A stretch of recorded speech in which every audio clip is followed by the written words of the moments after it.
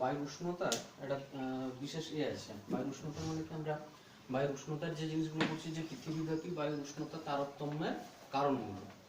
পৃথিবীব্যাপী বায়ুর উষ্ণতা তারতম্যের কারণগুলোর মধ্যে আমরা যদি দেখি, সেখানে উষ্ণতা বা উচ্চতা, অক্ষাংশ, সূর্যরশ্মির পতন কোণ, স্থলভাগ ও জলভাগের অবস্থান বা সমুদ্রের অবস্থান, বনভূমির অবস্থান ইত্যাদি বিষয়গুলোর উপর নির্ভর করে আমাদের বায়ু পৃথিবীর বিভিন্ন জায়গায় উষ্ণতার তারতম্য আমরা লক্ষ্য করি। সেখানে একটা বিষয় আছে উচ্চতা। উচ্চতার তারতম্যের সাথে সাথে কিন্তু কি হয়, উষ্ণতার তারতম্য হয়। আমরা কি দেখেছি না, ট্রপোস্ফিয়ারে যত আস্তে আস্তে উচ্চতা বাড়ে ততই প্রতি কিলোমিটারে 6.4 ডিগ্রি সেন্টিগ্রেড হারে তাপমাত্রা হ্রাস পায়। তাপমাত্রা হ্রাস পাওয়ার এই যে বিষয়টাকে আমরা কি বলি, নর্মাল ল্যাপস রেট বলি, তাই তো? এই নর্মাল ল্যাপস রেটে কখনো কখনো কিন্তু দেখা যায় বিশেষ বিশেষ ক্ষেত্রে এর একটা বিপরীত অবস্থা দেখা যায়।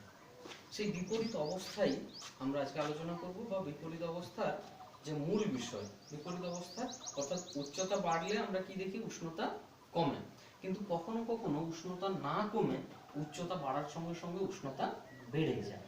এটা ভীষণ গুরুত্বপূর্ণ। এই গুরুত্বপূর্ণ বিষয়টাকে আমরা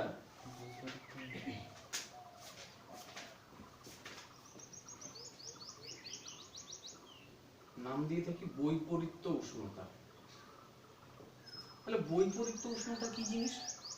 একেবারে সহজ কথা, প্রথমে যেটা বলা হলো, বৈপরীত্য উষ্ণতা হচ্ছে কি না, ট্রপোস্ফিয়ারে প্রতি কিলোমিটার উচ্চতা বাড়ার সঙ্গে ট্রপোস্ফিয়ারে প্রতি কিলোমিটার উচ্চতা বাড়ার সঙ্গে সঙ্গে তাপমাত্রা হ্রাস পায়, কিন্তু বিশেষ বিশেষ ক্ষেত্রে তাপমাত্রা হ্রাস না পেয়ে তাপমাত্রা বৃদ্ধি পায়। সেই বিপরীতধর্মী ঘটনাটিকে একেবারে সহজ ভাষায় বলি বৈপরীত্য উত্তাপ। এবার সংজ্ঞা আকারে যদি আলোচনা করি তাহলে কি বলবো, যদি বলে যে বৈপরীত্য উত্তাপ বলতে আমরা কি বুঝি, ঠিক এই কথাটাই, যে আমরা স্বাভাবিক অবস্থায় আমরা জানি ট্রপোস্ফিয়ারে উচ্চতা বাড়ার সঙ্গে সঙ্গে উষ্ণতা হ্রাস পায়, কিন্তু কখনো কখনো উষ্ণতা হ্রাস না পেয়ে যদি উষ্ণতা বাড়তে থাকে তখন একে আমরা বলি বৈপরীত্য উষ্ণতা। ঠিক আছে, এখান থেকে আরো কতগুলো বিষয় হয়। বৈপরীত্য উষ্ণতার ক্ষেত্রে আমরা যদি দেখি একটা বিশেষ অবস্থা কোন এলাকায় আমরা যদি দেখি, অর্থাৎ বৈপরীত্য উষ্ণতার যদি আমরা দেখি যে প্রভাবিত অঞ্চল যদি দেখি বা প্রভাবিত এলাকা, প্রভাবিত এলাকায় যদি দেখি যে কোন জায়গায় এটা দেখা যায়, বা প্রভাবিত না লিখে এটাকে আমরা আরো বলতে পারি যে লক্ষণীয় এলাকা। কোন এলাকায় এটা দেখা যায়, এটা মূলত হচ্ছে কি পার্বত্য অঞ্চলে। এর একটা আবার সময়ও আছে।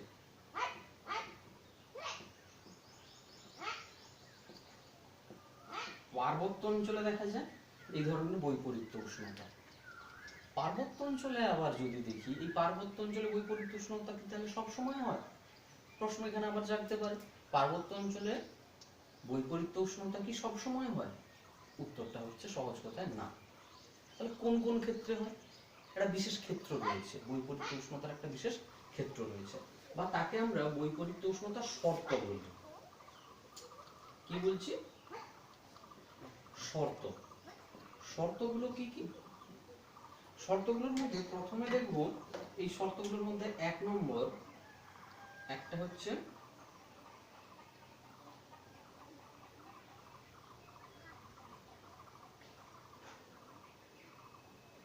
দীর্ঘ শীতকালীন রাত। এক নম্বর, তার মানে শীতকালে আমরা একটা প্রথম পয়েন্টটাতে আমরা যদি দেখি তাহলে কি দেখবো, এখানে মোটামুটি বুঝতে পারলাম যে বৈপরীত্য উষ্ণতা পার্বত্য অঞ্চলে হয়, কিন্তু কখন হয়? শীতকালে। শীতকালে সাধারণ অর্থে কি হয়, যে সমস্ত জায়গাগুলোতে শীতকাল, আমাদের সময় যদি শীতকাল দেখে আমাদের এই এলাকায় শীতকালে কি হয়, দিন ছোট হয় না রাত ছোট হয়?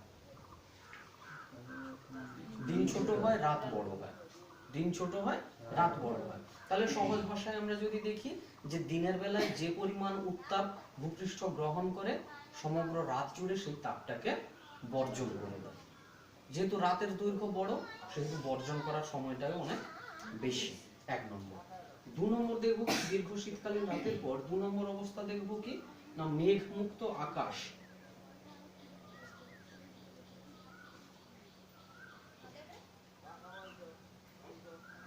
দ্বিতীয় অবস্থা যেটা, দ্বিতীয় অবস্থাটাকে আমরা কি বলছি? মেঘমুক্ত আকাশ। কেন মেঘমুক্ত আকাশ বলা হচ্ছে বা কেন এইটা প্রয়োজন, শর্তের মধ্যে দ্বিতীয় শর্ত যেটা বলা হচ্ছে মেঘমুক্ত আকাশ। মেঘমুক্ত আকাশের প্রয়োজনীয়তা কি? মেঘমুক্ত আকাশের প্রয়োজনীয়তা হচ্ছে আমরা আজকে যে প্রশ্নটা লিখতে দিয়েছিলাম তাতে আমরা কি দেখেছি যে বায়ুমণ্ডলের উত্তপ্ত হওয়ার পদ্ধতিগুলো কি কি, সেখানে একটা বিকিরণ পদ্ধতি ছিল, তাই তো? এই বিকিরণ পদ্ধতিতে যেরকম উত্তপ্ত হয় সেরকম আবার কি হয়, বিকিরণ পদ্ধতিতে ভূপৃষ্ঠ বা সংলগ্ন বায়ুমণ্ডল ধীরে ধীরে শীতল হয়, ধীরে ধীরে শীতল হয়। তাপ বিকিরণ করে ধীরে ধীরে শীতল হতে হতে কোনো সময় যদি দেখা যায় যে আকাশে মেঘ আছে, শীতকালে আমরা এমনিতে স্বাভাবিক অবস্থায় কি দেখি, শীতকালে যেদিন মেঘ হয় সেদিন একটু শীতটা কমে যায়।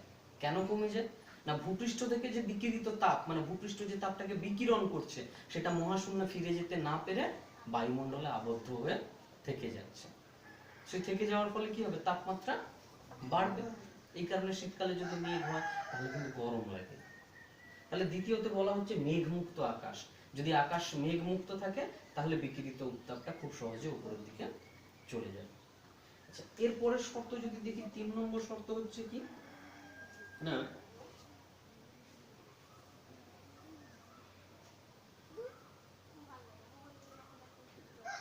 বায়ু প্রবাহহীন, বা এটা বলা যেতে পারে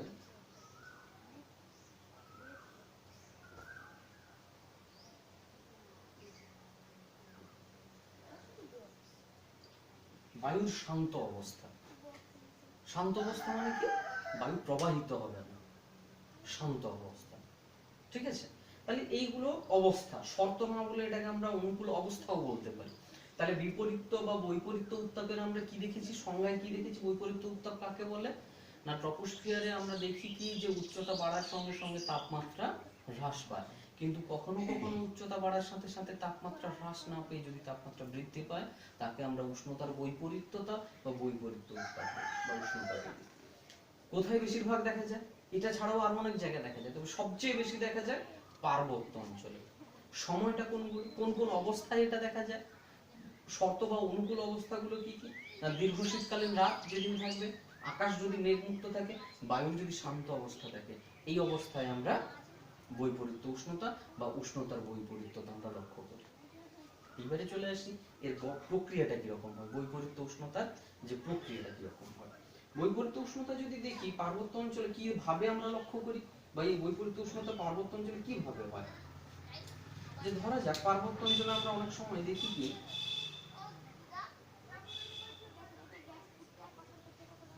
ধরা যাক এটা পার্বত্য অঞ্চল, ঠিক আছে, এই পার্বত্য অঞ্চলে যত উপরের দিকে যাব, উপরের দিকে যত যাব, এমনিতে স্বাভাবিক অবস্থায় কি দেখি, তাপমাত্রা বাড়বে না কমবে, স্বাভাবিক অবস্থায় তাপমাত্রা কমবে, স্বাভাবিক অবস্থায় তাপমাত্রা কমবে।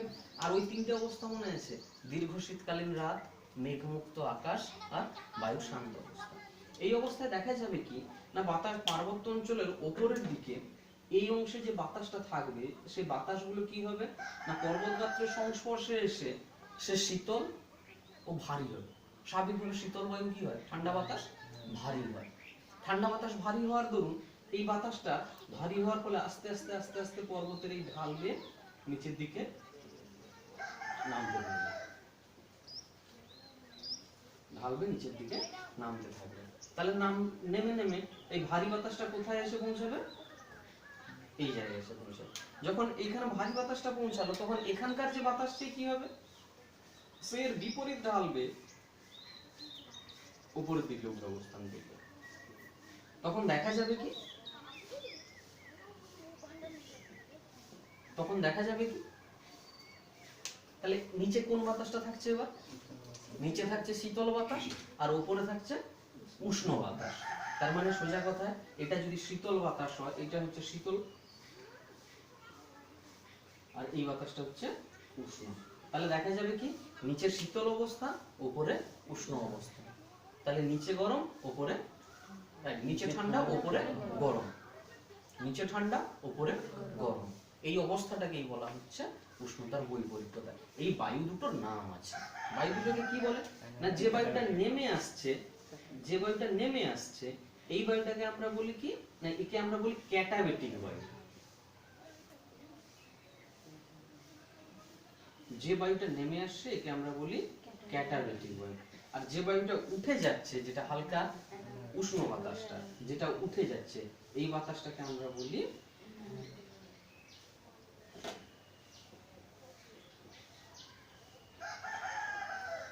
অ্যানাবেটিক বায়ু। বোঝা গেল তাহলে উষ্ণতার বৈপরীত্যটা? এখান থেকে প্রশ্ন পড়ে উষ্ণতার বৈপরীত্যতা বলতে কি বোঝো? এখান থেকে যে গুরুত্বপূর্ণ প্রশ্নগুলো পড়ে বেশিরভাগ ক্ষেত্রে 2 নাম্বার আর 1 নাম্বার, ঠিক আছে? এর বেশি আর এখান থেকে পড়বে না। কি কি প্রশ্ন পড়ে? এক, উষ্ণতার বৈপরীত্যতা বা বৈপরীত্য উত্তাপ বলতে কি বোঝো? এক। দ্বিতীয়ত হচ্ছে কি ক্যাটাবেটিক বায়ু কি, আর তৃতীয়ত হচ্ছে অ্যানাবেটিক বায়ু কি। কখনো কখনো শূন্যস্থান বা এমসিকিউতে পড়ে, মানে বহু উত্তর ভিত্তিক যে প্রশ্ন, সেই বহু উত্তর ভিত্তিক প্রশ্নতে আমরা দেখব কি কি ধরনের পড়ে, যে পর্বতের গা বেয়ে যে শীতল ভারী বাতাস নিচের দিকে নেমে আসে, সেই বাতাসকে কি বলা হয়? ঠিক আছে, তাকে আমরা কি বলি? ক্যাটাবেটিক বায়ু। তাহলে এখান থেকে প্রধান প্রশ্ন হচ্ছে এই তিনটে, যে শর্তগুলো, সেই শর্তগুলো আমি শুধু বোঝানোর জন্য বললাম, শর্তগুলো তোদের পড়বে না পরীক্ষাতে, শর্ত পড়বে না, যদি পড়ে এই তিনটে প্রশ্ন পড়বে। তাহলে বোঝা গেল বৈপরীত্য উষ্ণতা। আচ্ছা, এরপর বায়ু উষ্ণতার যে পরের যে অংশটা, পরের যে গুরুত্বপূর্ণ অংশ আমরা যদি দেখি, যেগুলো আমরা পড়ে, মানে বায়ু উষ্ণতার বা পৃথিবীব্যাপী বায়ু উষ্ণতার তারতম্যের কারণ আমরা আলোচনা করেছি, সে কারণের পরের যে গুরুত্বপূর্ণ বিষয়টা রয়েছে, সেই বিষয়টা আমরা যদি দেখি,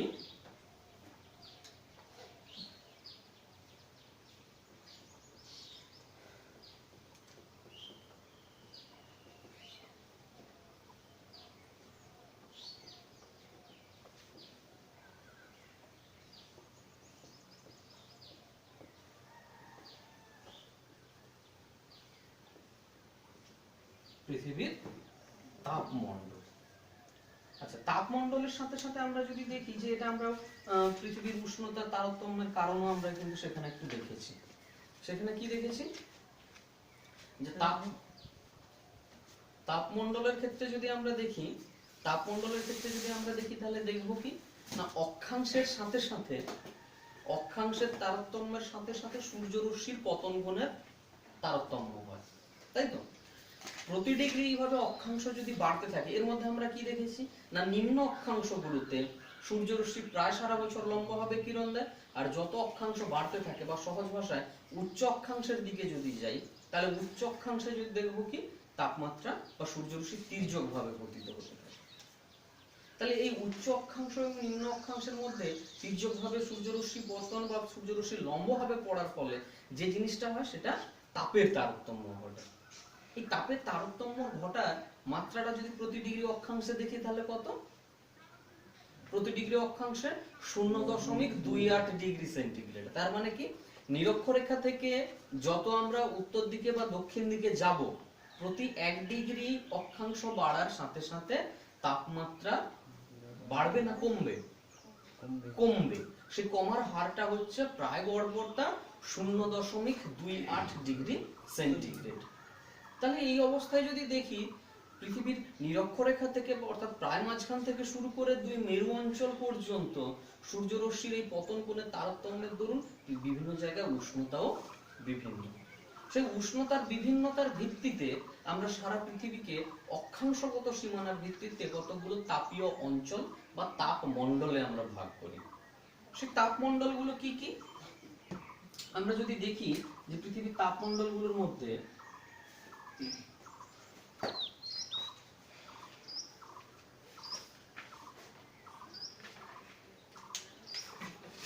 তাহলে একেবারে মাঝখানে আমরা যদি দেখি, পৃথিবীর প্রায় মাঝ বরাবর রয়েছে 0 ডিগ্রি নিরক্ষরেখা।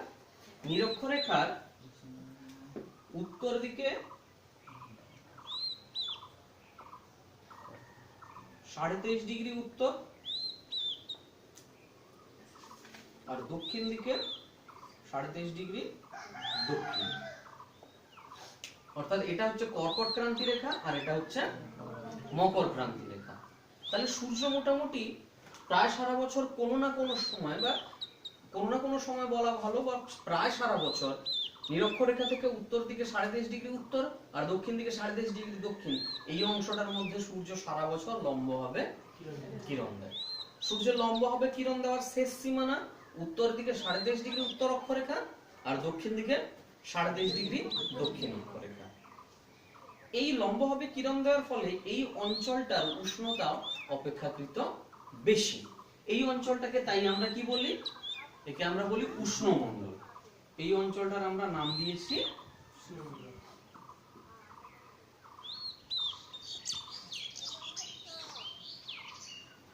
এই অঞ্চলটার আমরা নাম দিয়েছি উষ্ণমণ্ডল। তাহলে এই উষ্ণমণ্ডলের বিস্তার কত? উত্তর দিকে 23.5 ডিগ্রি উত্তর অক্ষরেখা বা কর্কট ক্রান্তি রেখার থেকে দক্ষিণ দিকে 23.5 ডিগ্রি দক্ষিণ অক্ষরেখা বা মকর ক্রান্তি রেখা পর্যন্ত। কি বললাম, বোঝা গেল? আচ্ছা, এখানে অনেকগুলো ছোট ছোট প্রশ্ন মাঝে মধ্যে দেয়, যেহেতু বইতে আমরা পাঠ্যসূচিতে নেই সেহেতু আলোচনা এখানে আমরা বেশি করব না। যেমন উষ্ণমণ্ডলের গড় উষ্ণতা, কোন কোনের জল, এই ধরনের উষ্ণমণ্ডলের আর কি কি বৈশিষ্ট্য আছে সেগুলো আমাদের লাগবে না, এখানে দরকার নেই। আচ্ছা, এরপরে 23.5 ডিগ্রি উত্তর থেকে উত্তর দিকে 66.5 ডিগ্রি উত্তর আর দক্ষিণ দিকে 66.5 ডিগ্রি উত্তর আর দক্ষিণ দিকে 66.5 ডিগ্রি দক্ষিণ। এই অক্ষরেখার মধ্যে যদি দেখি সূর্য মোটামুটি তির্যকভাবে কিরণ দেওয়ার ফলে এইখানে দেখা যায় কি না, সূর্যরশ্মির তাপীয় ফল মানে যতটা সূর্যালোক প্রাপ্ত হয় ওই অঞ্চল ঠিক ততটা তাপ আবার বিকিরণ করে ফিরিয়ে দেয়। এই কারণে এখানে উষ্ণতাও বেশি নয়, মানে উষ্ণও নয় আবার শীতলও নয়, একটা মাঝামাঝি অবস্থায় বিরাজ করে। এই অংশটাকে আমরা নাম দিয়েছি নাতিশীতোষ্ণ মণ্ডল। উত্তর গোলার্ধকে আমরা উত্তর নাতিশীতোষ্ণ মণ্ডল বলি, দক্ষিণ গোলার্ধকে আমরা দক্ষিণ নাতিশীতোষ্ণ মণ্ডল বলি। তাহলে এই অংশটার নাম আমরা দিলাম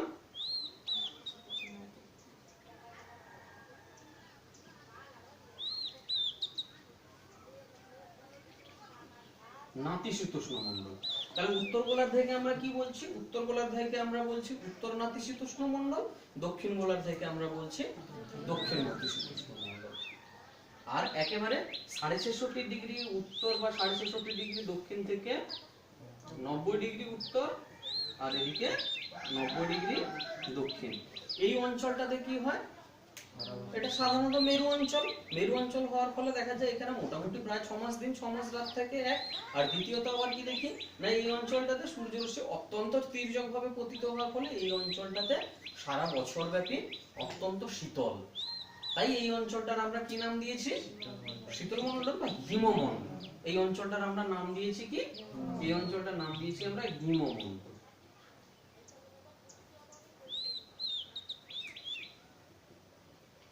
হিমমণ্ডল। কি বললাম, বোঝা গেল? ঠিক আছে।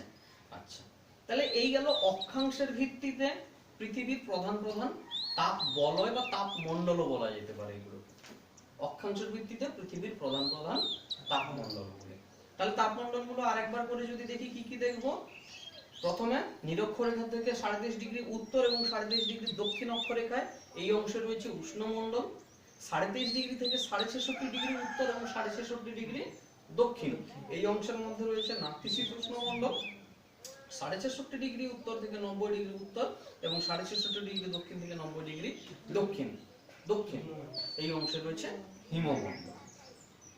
ঠিক আছে, একে উত্তরীয় বা সুমেরীয় হিমমণ্ডল, দক্ষিণ গোলার্ধকে কুমেরীয় হিমমণ্ডল বলা হয়। কি বললাম, বোঝা গেল? তাহলে বায়ুর উষ্ণতা তার মানে সাথে সাথে যে তারতম্য দেখি সেখানে তাহলে দুটো জিনিস শিখলাম। এক হচ্ছে পৃথিবীর বৈপরীত্য উষ্ণতা আর দ্বিতীয়ত হচ্ছে পৃথিবীর তাপমণ্ডল। বোঝা গেল এই জিনিসগুলো? ঠিক আছে।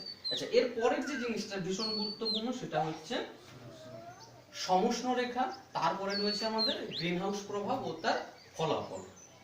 সমুষ্ণ রেখা এবার আমরা আলোচনা করি। সমুষ্ণ রেখা কাকে বলে? আমরা এটা যদি আমরা দেখি যে পৃথিবীর যেরকম এটাকে অনেকে উষ্ণতার অনুভূমিক বণ্টনও বলা যেতে পারে।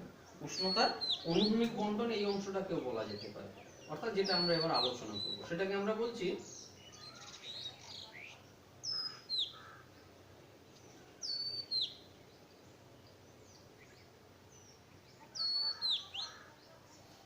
সমুষ্ণ রেখা। সমুষ্ণ রেখা আবার জিনিসটা কি না, পৃথিবীতে আমরা যদি দেখি যে একটু আগে যেটা আলোচনা আমরা করলাম, কি করলাম না, অক্ষাংশের সাথে সাথে তাপমাত্রার তারতম্য হয়। তাহলে একটা অক্ষাংশে সূর্যরশ্মির পতন কোণ মোটামুটি সমান, যে কোনো একটা অক্ষাংশ আমরা যদি 23 ডিগ্রি উত্তর ধরি, তাহলে 23 ডিগ্রি উত্তর অক্ষরেখার উপর অবস্থিত সমস্ত স্থানগুলোতে সূর্যরশ্মির পতন কোণের মান সমান। সমান তো হবে অবশ্যই। কখনো কখনো তাপের তারতম্য হতে পারে, তার বিভিন্ন কারণ আছে, অন্যান্য যে প্রভাবকগুলো আছে, কিন্তু সূর্যরশ্মির পতন কোণের মান সমান। অন্যান্য প্রভাবকগুলোকে আমরা যদি স্থির ধরে নিই, তাহলে এই অবস্থায় বা এই অন্যান্য প্রভাবকগুলোকে সাথে নিয়েও যদি দেখি, ভূপৃষ্ঠের বিভিন্ন জায়গায় তাপমাত্রা দেখব প্রায় সমান। অর্থাৎ কি না, সূর্যরশ্মির পতন কোণের তারতম্য, অক্ষাংশ ইত্যাদি সমস্ত প্রভাবকগুলোকে ধরে আমরা যদি দেখি যে ভূপৃষ্ঠের বিভিন্ন স্থান আছে, যে স্থানগুলোর তাপমাত্রা সমান বা একই রকম, সেই সমান তাপমাত্রা যুক্ত স্থানগুলিকে একটি কাল্পনিক রেখা দ্বারা যোগ করলে যে রেখা পাই তাকে আমরা বলি সমষ্ণ রেখা। কি বললাম বোঝা গেল? আমরা যদি একটা ছোট্ট উদাহরণ দিই সমষ্ণ রেখার, একটা ছবি আঁকলে ভালো বুঝতে পারবি। যে ধরা যাক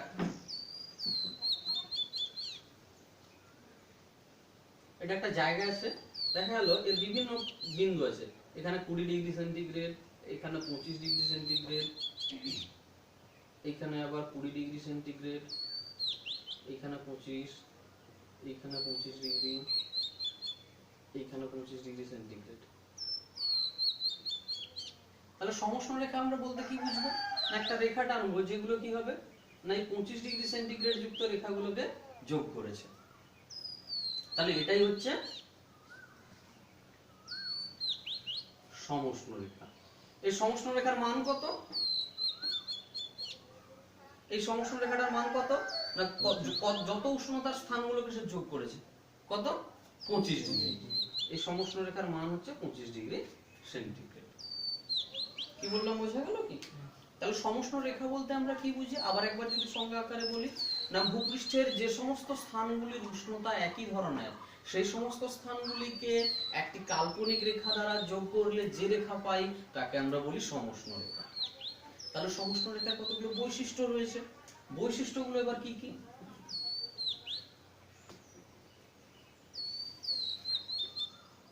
আমরা তিনটি, অনেক বৈশিষ্ট্য রয়েছে, আলোচনা করা যেতে পারে। আমরা মনে রাখার সুবিধার্থে প্রধান তিনটি বৈশিষ্ট্য আলোচনা করব। সমষ্ণ রেখার বৈশিষ্ট্যগুলো কি? বৈশিষ্ট্যগুলোর মধ্যে যদি দেখি সমষ্ণ রেখার প্রথম বৈশিষ্ট্য কি দেখব না, সমষ্ণ রেখাগুলির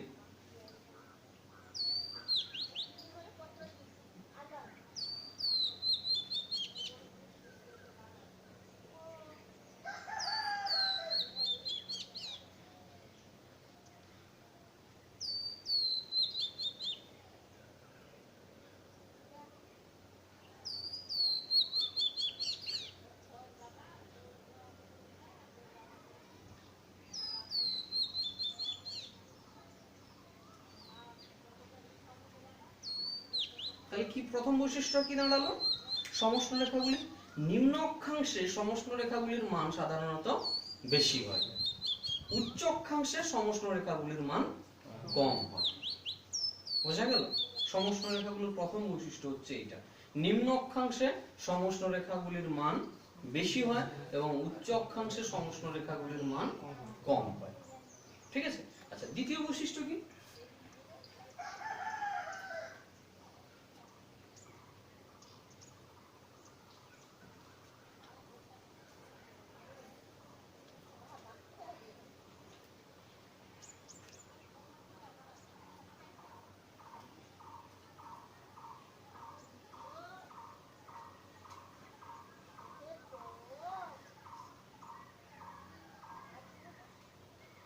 এটাকে একটু ঘুরিয়ে লেখা যেতে পারে বা সহজ ভাষায়, যে এগুলি সমান উষ্ণতাযুক্ত স্থানগুলিকে যোগ করে। সমষ্ণ রেখাগুলি সাধারণত কি হয়?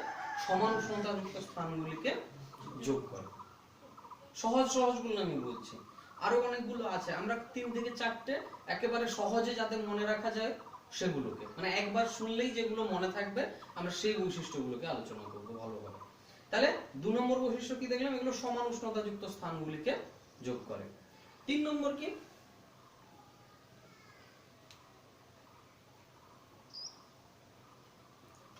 স্থলভাগে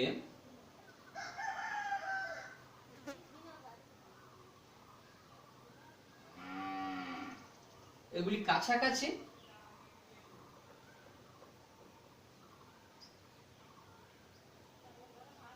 এবং জলভাগে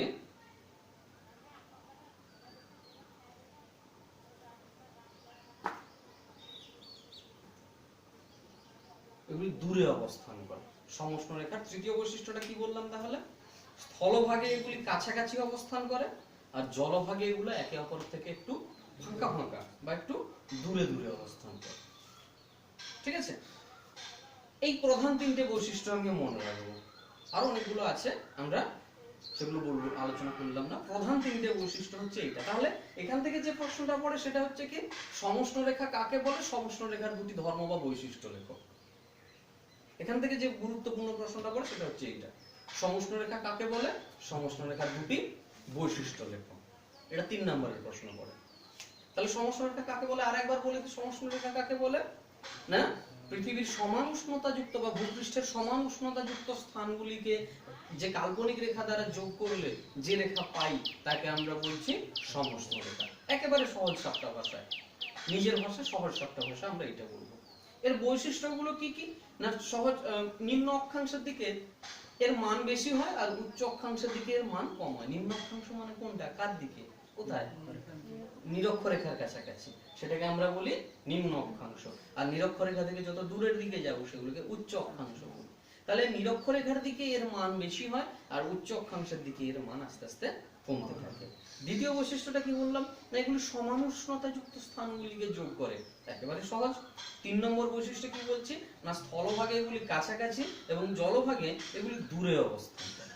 ব্যাস, পরীক্ষায় যদি প্রশ্ন পড়ে এটাই পড়বে। যদি সমষ্ণ রেখা থেকে পড়ে, সমষ্ণ রেখা কাকে বলে, এর দুটি বৈশিষ্ট্য লেখো। বোঝা গেল? আমরা এগুলো একেবারেই সহজ, আরো অনেকগুলো আছে সেগুলো আমরা দিলাম না, একটু বুঝতে অসুবিধা হবে। আমরা একেবারে সহজ সাতটা যে বৈশিষ্ট্যগুলো, যেমন আরো কতগুলো বৈশিষ্ট্য আমরা বলে দিই, যে এই সমষ্ণ রেখাগুলো কখনো একে অপরকে ছেদ বা স্পর্শ করবে না। 3 নম্বর এটা। 4 নম্বর গেল। 5 নম্বর কি না, এই সমষ্ণ রেখাগুলো স্থলভাগ থেকে জলভাগে বা জলভাগ থেকে স্থলভাগে প্রবেশের সময় এগুলো বাঁক নেয় বা দিক পরিবর্তন করে। ঠিক আছে?